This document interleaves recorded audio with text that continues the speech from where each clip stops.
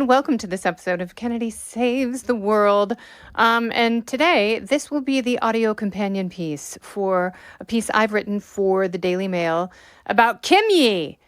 This is kind of a wild story because, and I don't want to hear, I don't care about celebrities, because of course you do. And there is no more interesting celebrity divorce feud than Kim Kardashian and Kanye West, because he has lost his mind and she comes out looking like the rational parent most of the time. But they had a big issue recently when he used their 11-year-old daughter North's vocals in a track that he recorded with Diddy. He used vocals from Diddy from a prison phone call because, Kanye has always had daddy issues, and he's always looked up at his Diddy daddy and thought, gee, I want to be just like him. And, if he stays on his current course, he probably will at some point because he is a bit of an oversexed psycho. And there's a lot going on with Kanye right now. In 2012... Kanye was the guy who, at the Hurricane Sandy fundraiser, said with Mike Myers, "Oh no, it was before Sandy. Oh my gosh, that's right. It was when George Bush was still president. It was Hurricane Katrina." And he got up there with Mike Myers at the fundraiser and said, "George Bush doesn't like black people." And everyone's like, oh my God, he's such a genius. He's so edgy. He's so bipolar. And it really adds to his wild aura. And that was kind of the going wisdom for a long time, that, Kanye was just this misunderstood artist who was so many light years ahead of everyone else creatively and artistically that every once in a while you could glean and understand his genius, but you could never really live within it. And then we realized that, no, he's just a deeply mentally ill person who is in desperate need of psychiatric intervention and probably won't get that anytime soon. We saw all of his antics with Bianca Censori and, his wife that he married just after he and Kim finalized their divorce, wearing that strange, sheer hosiery everywhere. And, she basically went naked recently at the Grammys. And the whole thing is so utterly bizarre and sad because he does have 4 kids with Kim Kardashian. And she's trying really hard to be a lawyer. In some ways she's really trying hard to do the right thing. And obviously, she loves her family. She loves her children. No one will deny that. But after he had his daughter go over and record a track that he released on his X account with an alleged pedophile, that's when Kim was like, you know what? I've trademarked all the kids' names. You are in violation of her trademark. I told you I was going to trademark their names. Therefore, I'm sending you a cease and desist letter. He still released the track. And of course, he also released the texts from her. And he was like, I will go to war over this. You're going to have to kill me. And, then at one point, his daughter was going over to Kanye's house and the security guards tipped off Kim that the Tate brothers were there, who have been accused of rape and human trafficking in Romania and Great Britain. And, they came over for a little American holiday for a little bit, and they're going back to Romania. They're trying to get the case thrown out. It hasn't been thrown out yet. They are actively and openly misogynistic. And, if some of the claims are true about them trafficking minors, why would you let your 11-year-old daughter, who is, a world-known phenom, anywhere near them? Because Kanye West is deeply mentally ill. That's why. And he knows it'll make news. He knows it'll make Kim Kardashian mad. And so enter Dr. Phil. Dr. Phil was on Harvey Levin's podcast, the TMZ creator. He's got a podcast with Mark Garagos, the famed supervillain defense lawyer who defended Scott Peterson, among others, called Two Angry Men.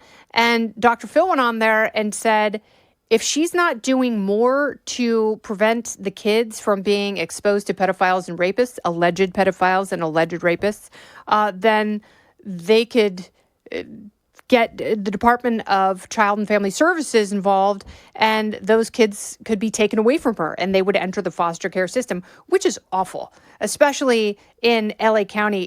That is literally the most horrific fate for a child like that, who is deeply loved by one parent and angrily used as an accessory by the other.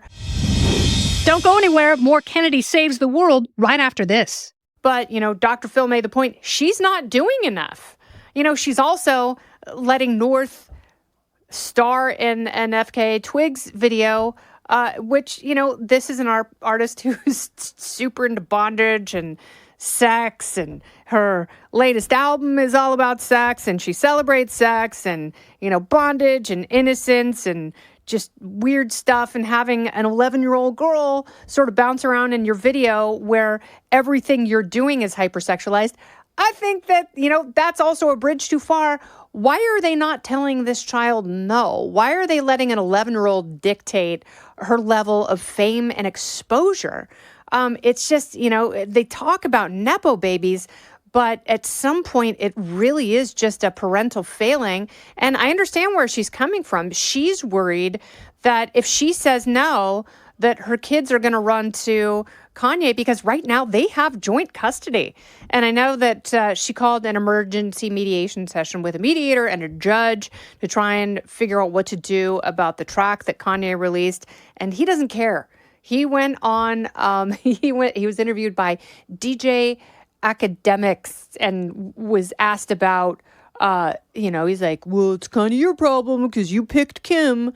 And Kanye West goes on that interview and said, I never wanted to have kids with her. And he's saying that knowing that his children are going to be exposed to his comments. And he was also dressed in black KKK garb. And he's putting his gospel choir back together, Sunday service. He's inviting people to audition now. So it's going to be men. It's going to be a choir of men. You may think of like the Vienna Boys Choir. All the males who audition and are accepted into the choir have to agree to have their heads shaved. And they have to agree to wear T-shirts with swastikas on them. So a completely rational actor here. So that's what Kim Kardashian is dealing with. So in that way, I feel bad for her because she can't say anything to her ex-husband because he will put it on X and broadcast it, their text thread to 33 million followers that he has. And, she's doing her damnedest. She's trying to get a judge to intervene. And the only hope she's got is to maintain full custody of her children, because this is only going to get worse. Because, if an 11-year-old is acting up now, imagine what that child is going to be like when she's 14.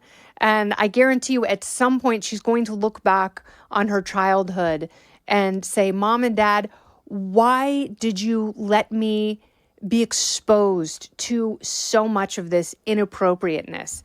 And it's really sad for a person to have to look back on their life and mourn the innocence that they lost and in some cases never had, because their parents used them as an accessory on the red carpet and in music. And it's really, really sad because at some point, yes, we know these kids' names, but they're still kids and they deserve a childhood.